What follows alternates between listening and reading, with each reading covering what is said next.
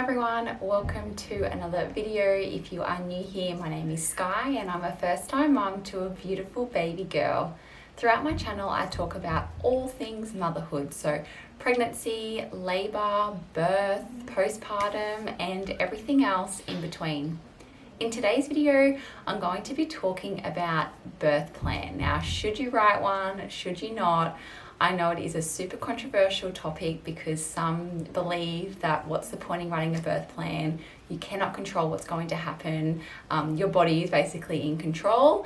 Others believe that, it is very valuable to write a birth plan because, you start learning about birth and labour and kind of what happens. So in today's video, I'm going to be sharing what my thoughts are on a birth plan. I personally wrote a birth plan and I highly recommend it to everyone. So in this video, I'm going to be going into some detail about what I put in my birth plan and also some tips to help you if you do decide to write your own. A disclaimer, I'm not a midwife, I'm not a doctor. Everything that I talk about is from my own experience only. And as always, you need to speak to your healthcare professional to find out what is best for you.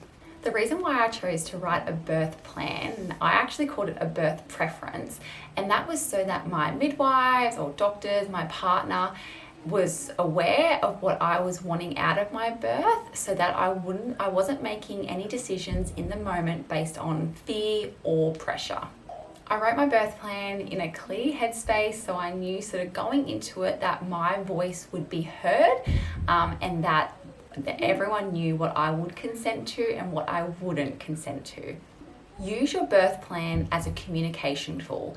Don't use it as a tunnel vision. This is what needs to happen at what time, because that's never going to happen. But use it as a communication tool for those who are going to be in the room with you. I didn't write a birth plan for my labour and birth to go exactly as I had hoped. I am aware of that was never going to happen.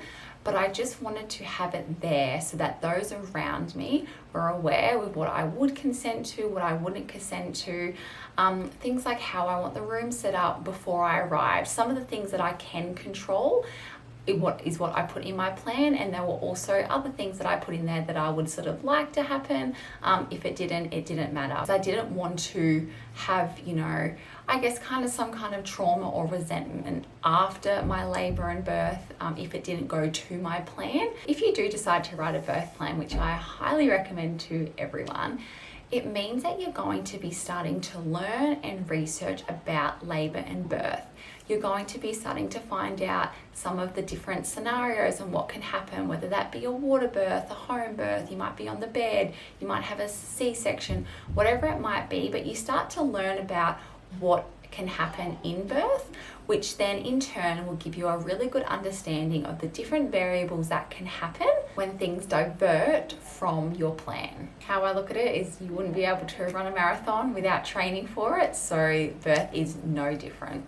The other thing as well, if you are sort of on the fence or you're leaning towards more of not writing a plan, and that is we generally plan most things in our life. And for example, you go out for dinner, you might have a look at the menu before you go. We book a holiday and go somewhere. You have a look in the area. What are some things that I can do to, make the trip more enjoyable? So birth is no different. You're about to go through a life-changing, pivotal moment in your life.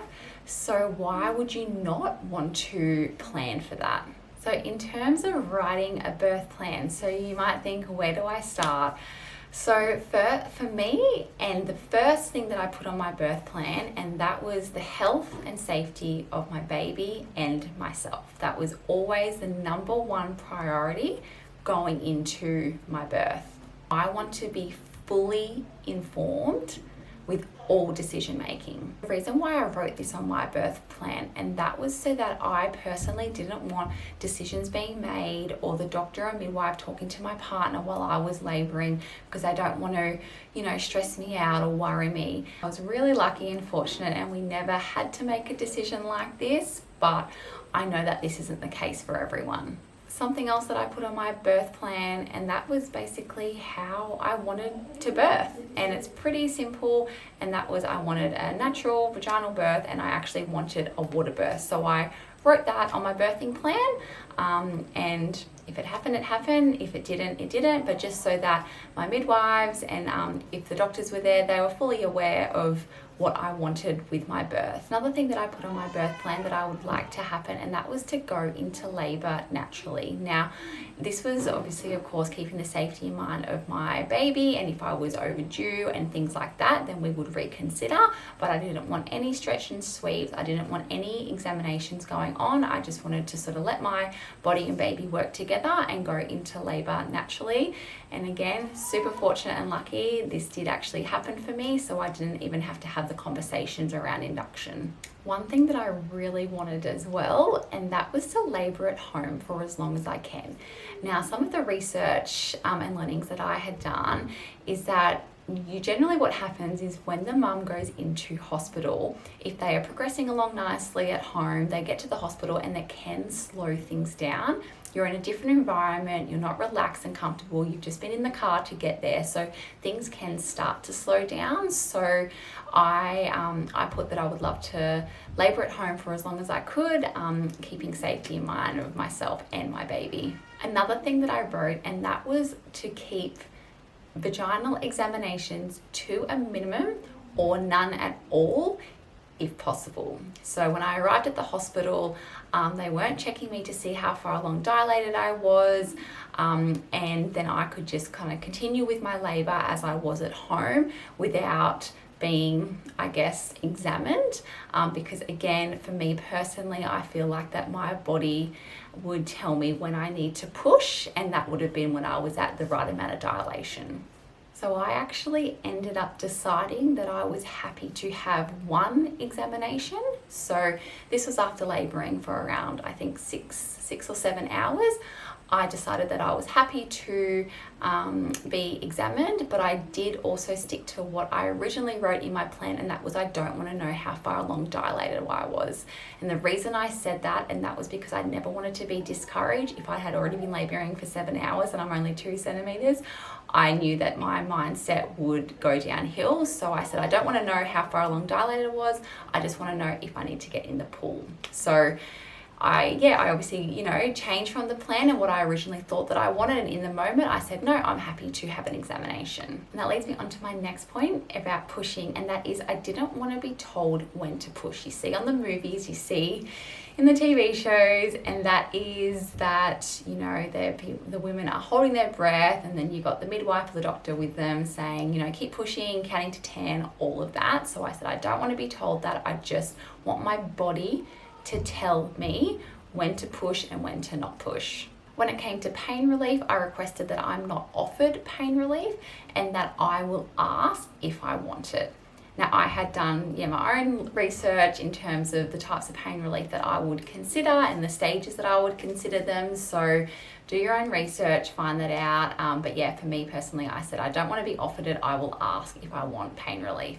Now, trauma after birth is really common, and for me personally, and one of the biggest reasons why I wanted to write a birth plan, and that was because I don't want to look back and feel like that I was pressured into doing something and that I regret my decision in the moment. So as I said at the beginning, I wrote my plan with a really clear headspace, going into it also knowing that anything's going to happen, but I didn't want to look back and have regret and potential birth trauma. Some other things that I wrote in my plan, and that was in terms of once I had given birth. So, birthing my placenta, cutting the umbilical cord, those things, again, I wanted to birth my placenta naturally. I wanted to do delayed cord clamping to get all the nutrients into the baby for as long as possible. In terms of breastfeeding, I said, I want to have skin to skin straight away. I want to have the 3 golden hours. So basically what that means is just uninterrupted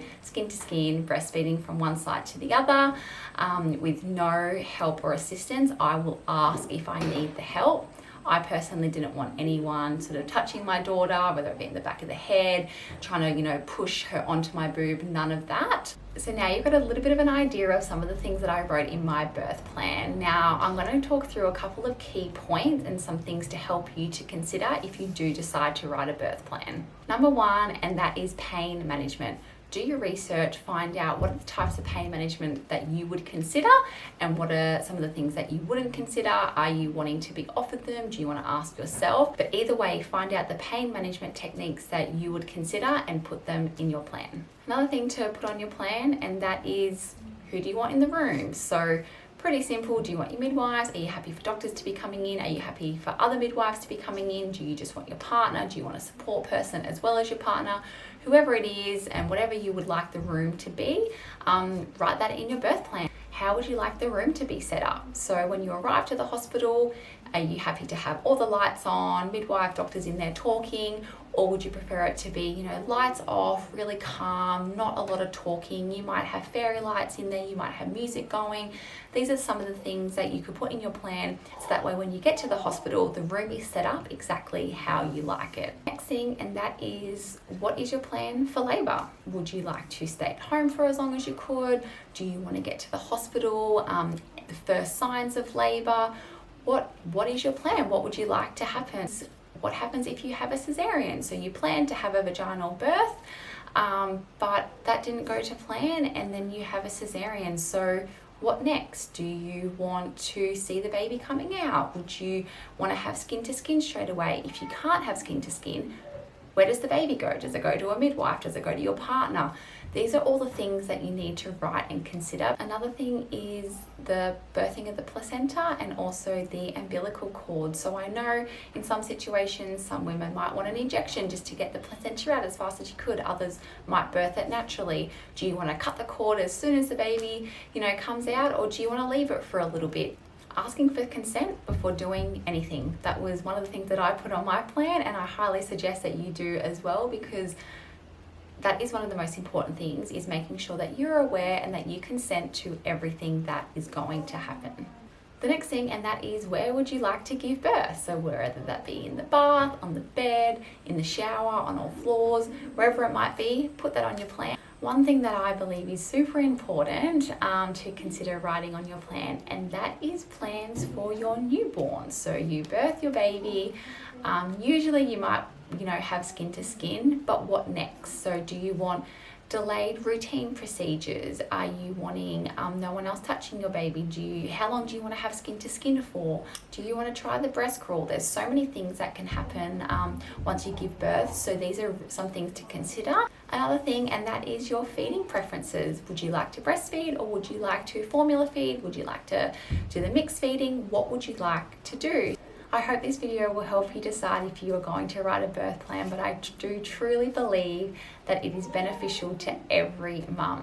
Labor and birth is a mental game. There is no way in hell that I would be able to take the pain on any given day. You need to be in your good mind frame. You need to learn about labor. You need to learn about birth, so that you can go into your experience as confident and as prepared as you can be. Thanks so much for watching another video, and I will see you next time. Bye guys.